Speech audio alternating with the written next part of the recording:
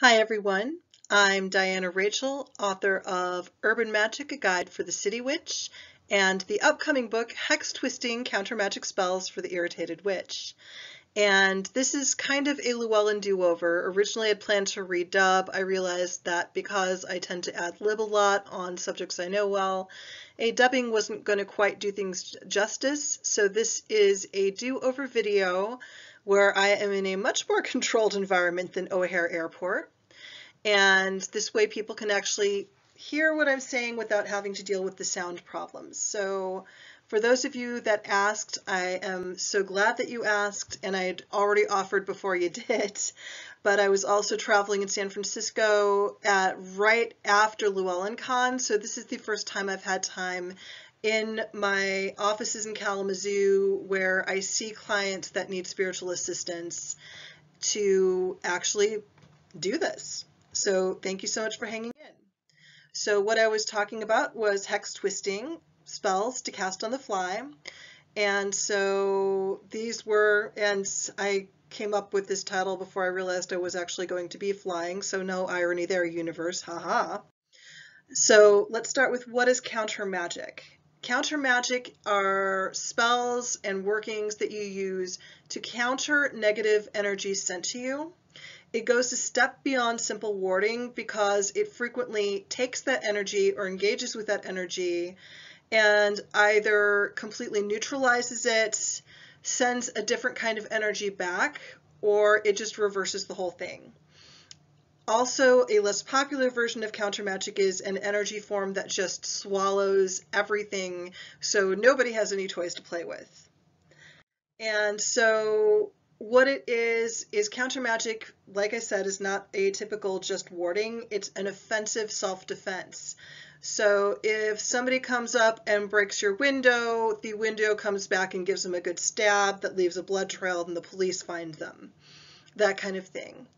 It is frequently, depending on how you set it up, it can be completely neutral to the sender's intent. So somebody who may have just wanted to get information, who may have actually thought they were doing a good thing, counter magic isn't going to care. It's a neutral force, it's a neutral energy. It's just going to respond as it was programmed to respond, because ultimately counter magic is what happens and is the kind of magic you need for people that just cannot or will not maintain good boundaries. And the idea is that it is intended to shut down further mischief. And so basically okay, you want to find out what that does, that's what that does. Have you learned? Have you learned? Are you going to keep trying, or are the various things I've set up going to keep teaching you? So when I talk about hex twisting, this was inspired by The Magical Formulary by Herman Slater, which was a book of incense and oil recipes that came out of an occult shop that was popular in New York in the 1960s and 70s. I don't think that that shop is still around. It might be The Magical Child. I've never had the opportunity to go, but it was, for the time, it was really quite a big deal, and some people still go out of their way to get that book, even though it's been out of print for years. And one of the things in there was this twisting incense. And I saw this, and it was a fairly simple formula. I'm not going to give it away because that's just bad form. But from looking at the formula, the idea was that it basically took the energy that somebody was taking on you and just turned it back around on them. So it's like a loop twist, a knot twist, if you're looking at energy as lines and threads. And this got me interested because at the time I was looking up this spell, I'd just been the subject of a fairly large social-based attack where someone used the truth, manipulated the truth, and so by using the twisting incense, I was able to make sure the actual truth came out. And so for me, the twisting was an untwist, but it worked so well, it got me interested in how this particular type of energy could work under other circumstances. And as my life has progressed, learning those circumstances has been necessary. And so what it does over this time, as I've had to learn this, is it takes that bad energy, and you can either go, okay, it's either keep that out, that's so bad, or okay, thanks for the ammo. For example, anybody who's been in a snowball fight knows the thanks for the ammo. And it can be included, what it includes is collecting negative energy sent for repurposing, making sure a negative sender becomes their own problem, or you can take two negative senders and make them each other's problem, which is a spell that is in my book that many of you will find quite gratifying. And frequently, the people that are sending negative energy frequently are their own problem to begin with, which is where a lot of this comes from. Let's be real. And it can also, when planned well as a security system, cut off trouble before it starts in a way that prevents it from restarting. So why would you want to do this? Why would you want to hex twist? Why would you even want counter magic? And it comes down to the very simple reality that bullies don't stop until somebody stops them.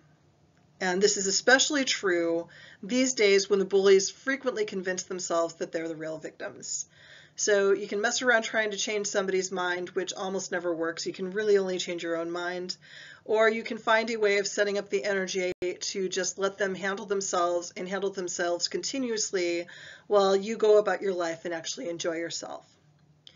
So what I've set up today, these are very quick, effective, on-the-go type hex twisting spells, and a lot of them fall under straight up spell breaking or prevention protection magic, but with a quick little twist to it.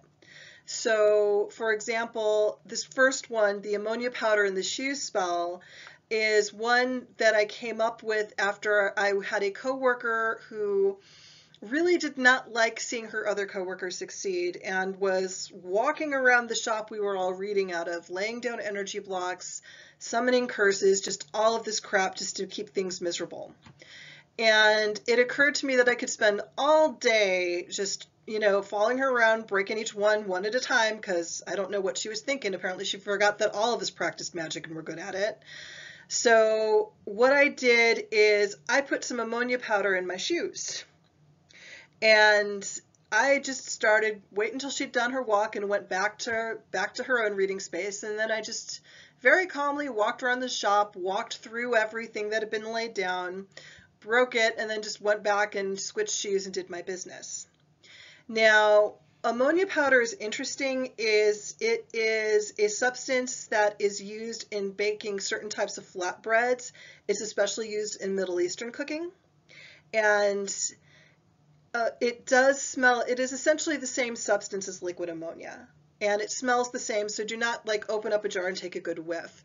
So the photo I have here is an actual photo that I took myself in one of my favorite grocery stores in Minneapolis, and I always pick up a couple of jars because I use it for deactivating spells that I've set, especially charms, or deactivating items people bring to me that they believe are cursed. And ammonia is extremely effective for this kind of deactivation, but it can be a little too effective, so you only use this in cases where you know it's persistent and you want everything gone. Because the tricky part about using ammonia is that ammonia doesn't just wipe out the bad stuff, it wipes out the good stuff too. So if you have any wards you've set up or anything that isn't anchored to a spirit in any way, and you decide to do an ammonia wash or use ammonia powder to deactivate, be prepared to rebuild all of your stuff from scratch, because you're going to have to. So make sure that you've got some kind of warding to follow up as soon as you're done with the ammonia, even if it's just a little dab of a protection oil or a quick protection prayer that works for you, because this is a really potent chemical to work with. So the next spell I want to talk about is Key to Freedom, and by that I mean making use of that ever-growing ring of unidentified keys that most of us own.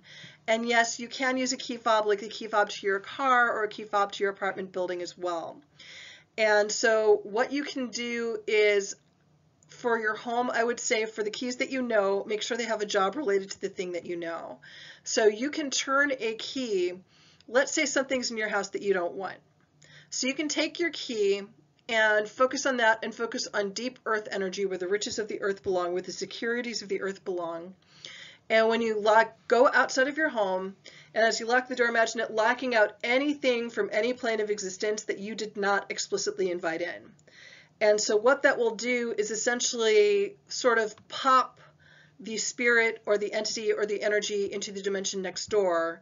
And then you can pretty much tell the key to keep those dimensions locked and only let you or your family in and go in. Now, the catch to this is you may still need to take care of whatever that spirit was, because sometimes house cleansings and ghost banishings are a way to give your neighbors a haunted house. So that is a separate care thing that we'll have to discuss in more detail later. You can ask me about in the video comments, and I will answer to the best of my ability, since those situations can vary depending on the people involved. But you can also put a little bit of protection oil on and name it as a charm. If you feel somebody sending something nasty at you, just kind of reach out and just lock that door to that energy and just cut that off. Another thing you could possibly do with the keys, with your car keys, after you lock it, is as you leave, turn around, especially if you're parked somewhere where you're not sure what's going to happen to it, is do something where you can lock it to being seen by parking meter observers, or you can lock it against people that might do misdeeds to your car as you walk away, or even as part of that beep beep where you're setting the alarm system in your car already, and add that little bit of extra energy that just makes it so much not interesting to somebody who might want to break into a car. And you can also use that when someone is trying to evil eye you by simply doing that. Okay, I'm just going to lock that and just give you a blind spot right there on that level of energy. And there's a whole history in conjure and hoodoo and pretty much any culture that has used a key has some magic assigned to a key. And it is well worth spending time learning those different types of folklore and learning where the parallel practices are, because keys are infinitely useful items. So here's another one, is for people that are like me and get really nerdy about collecting the old occult pamphlets. In the 1940s, before it was legal for publishers to publish on occultism and witchcraft in most places, there was a culture of, I guess we would equate it with zine culture now, but there were a lot of people that were really interested in these occult and spiritual practices that would self-publish. And one of the things that they would self-publish was on mental obsession. And this came out after the mesmerism craze, and there was a lot of fear and superstition about it. But I found this pamphlet in this little shop in Dinkytown in Minneapolis from around somewhere between 1937 and 1942, and I don't even know if I still own it, but it talked about the way people would send energy to get someone obsessed with an idea or get them so fixated that they couldn't function in life. Now, our culture is different now, so we essentially find ways to obsess ourselves. It's not great, but it's something we do. And it's just our lives are more stressful than they even were back then with World War II, which was pretty damn stressful. So one of the simplest ways that you can just, if you find yourself fixating in a way that does not feel natural to you, is yank off a piece of your hair and bite through it. And I'm not going to demo that for you right now, but if you do that, and especially it can get a little awkward if you have short hair, but if you bite through it and then wrap up the hair and burn it or throw it away somewhere where someone's not going to dig for it, that does effectively stop a line of obsessive thinking. Possibly because it's just really freaking weird that you bit your own hair, let's be honest. But it is also because that is your head. That is a very common item people use in targeted spell work. It's a good way of breaking that chain. I haven't tested it. I imagine if you don't have hair on your head and you don't want to go excavating for other hair, you can use your nails. So spiritual nail biting would also work, and failing that, doing a simple cut and clear with basically a thread where you hold the thread and try to put the obsessive thought into the thread, wrap it on your wrist and cut it off with scissors might work if you're bald. But that, I would recommend doing some field testing. So if there are people that feel like they're having this happen to them, then by all means post the video and share any results you've gotten with trying that technique. A lot of people see grounding as a method of just draining excess energy after raising a whole bunch. Over my years of practice, I have found that it's more about becoming ambient. So sometimes you ground, sometimes you drain energy, but sometimes you have to raise energy or take energy from the environment around you so that you match it properly. So you're actually properly aligned with your environment and then clear in your head before you go about your life. So hematite is one of those that drains energy, which helps with grounding when you've got excess, but if you don't have excess, it can make some problems worse. That said, if somebody is sending something nasty at you or you feel something really intrusive, you can just tell that piece of hematite to completely drain anything. If that is not available to you, and I do have for those that are familiar with the show, the MacGyver magic thing where I will use objects around me for just about any spell you can imagine. So let's say you have, and I actually happen to have it because I needed a little caffeine boost today. So I have a soda can here. You know, this is not and Diet Mountain Dew, it's gotten better. But what you can do is aluminum will do something very similar to hematite. You just have to talk to it a little bit more about what you want it to do. So you empty your soda can, make sure it doesn't have any water or soda or anything left in it, and ask it just to collect that energy. And then what you do is, if you can, you wrap a napkin over it and put a rubber band over it or put some plastic wrap around it. And then you can take that and either throw it in recycling or bury it, or I happen to have a partner who has a forge, so I just save that so that they can throw that in the forge, and the energy gets melted down with everything else in the forge because ain't nothing coming out of the forge the same as it started. If that is not available to you, the next thing you can use, and I know that there are so many people that have been waiting for this one, yes, you can use vacuum cleaners in witchcraft, and not just to suck up vacuum powders. By the way, vacuum powders, I have found from bitter experience, do not usually go so well with vacuums, so I recommend floor sprays. But vacuum powder, or what you can do is you can just, because a lot of negative energy seems to travel on dust particles because they're abundant and everywhere and constant. And so all you need to do is just pull up the vacuum and suck up the dust particles from the place where it's coming from. And then if you're really worried about whatever that was, put a little bit of ammonia powder in the vacuum bag or the vacuum canister just before you empty it, and end of problem. Pretty simple, right? So the last one, and this is very much something that traces back to my partner, who is a Finnish shamanic practitioner. And so along with my Polish American stuff and my own, I wouldn't call it chaos, but high creativity magic, there's a lot of beliefs about salt. And I know for any witch that spends any time on Instagram or TikTok, there's entire videos about the wonders of salt and how it blocks out evil. And there's a lot more to it than even that. And if you really dig into folklore from different countries, because salt is and was considered a high value product to the point where it even was considered tradable in place of money in some regions. And so in Finland, what people would do is when they would have a party or have guests in the home, they'd have a bowl of salt by the door, because there was belief that you could accidentally or on purpose steal someone else's luck. So when someone left the home, they were expected to take a little pinch of salt and put it in their pocket on the way out the door. And this way they were taking a little bit of the host's luck so they wouldn't help themselves to all of the luck or steal all of the luck. Now, what you can do in this case is, let's say there's a coworker, and I just keep picturing this as a workplace spell. There's a coworker who is definitely doing things to cause you problems, that is your bad luck at work, and so on. So what you do is, before you leave work at the end of the day, if you have any kind of shared break room, you go in and you help yourself to a little bit of salt, just a pinch of salt or whatever salt you can find in the break room, even if it's a salt packet. And you put that in your pocket or your bag or whatever, and you walk out, and this way you're taking some of your employer's luck with you. And this way, because your employer already has an interest in you being successful at your job insofar as they can make money from you, this will continuously drain the person creating the issue for you.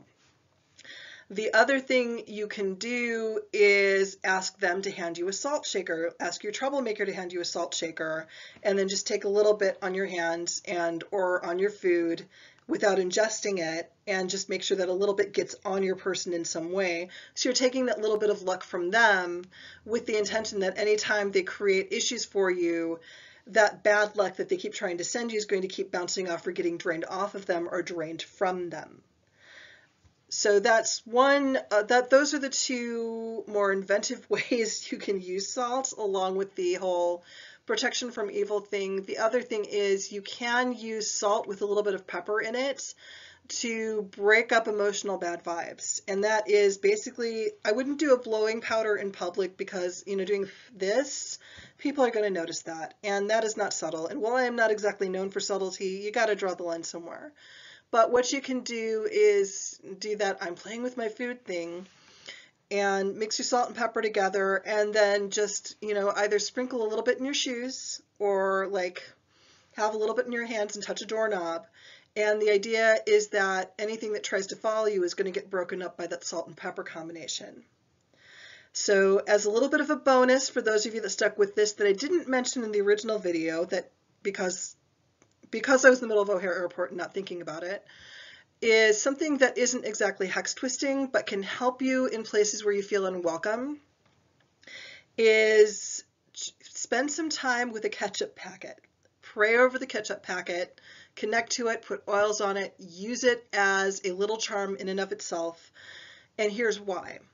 Is ketchup tends to be a condiment that is everywhere. It is ubiquitous and welcome in most places.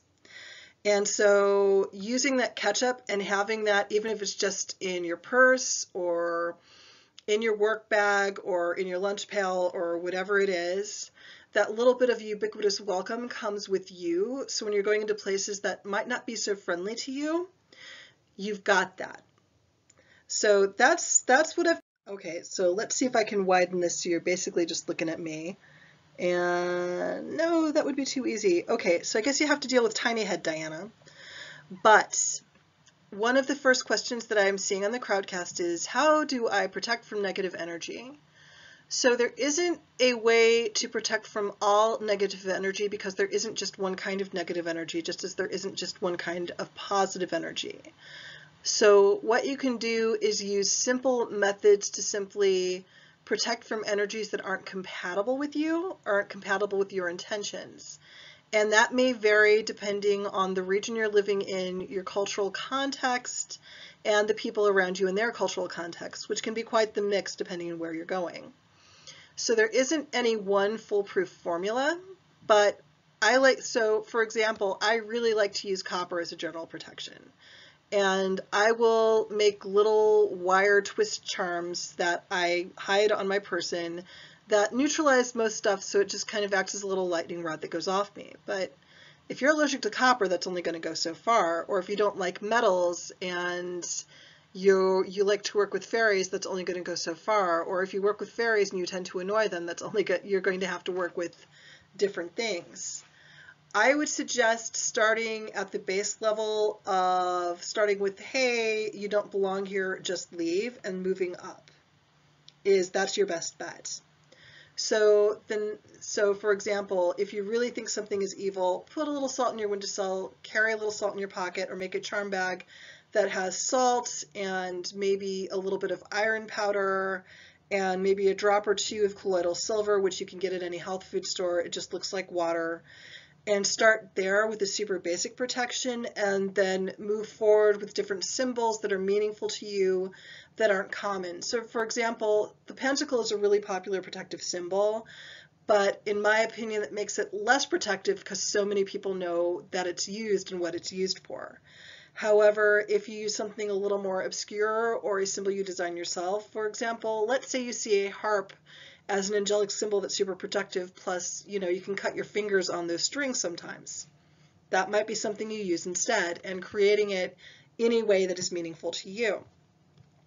The next question I am seeing is, and we were talking about, okay, what type of salts do you use?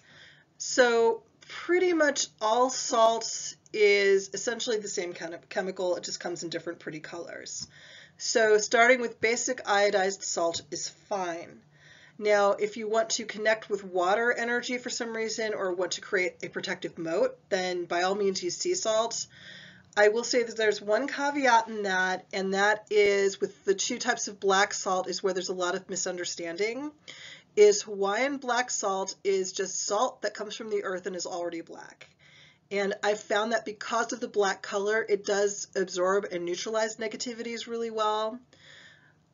If you're using witch's black salt, and that is salt that is made from food scrapings and salts that are heated in an cast iron pan, that is almost exclusively used for when you are having attack fairy problems, and yeah, not all fairies are nice, or when you're having something where something is aggressively malevolent and hunting you.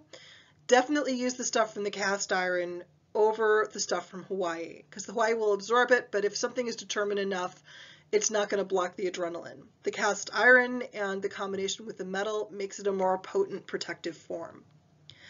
So I'm looking to see, okay, and I think that was basically it. And yeah, I think those are the 2 questions that I saw. And so thank you so much for watching, and for those of you that are going to be keeping an eye on me this summer, first of all, as you see here on this slide, these are books that I've written in the past, including the Mabon and Samhain books, and I am doing a sort of relaunch tour for Urban Magic: A Guide for the City Witch. I will be in New York right after I'm shooting this, and then I will also be in New Orleans for Hex Fest, and it's looking like Detroit the week after that, but we're just trying to get everything lined up. And then I will be starting in October for events for Hex Twisting, a counter magic spells for the irritated witch. And that will be starting again in the Bay Area, so Bay Area witches that would like to see me, please do.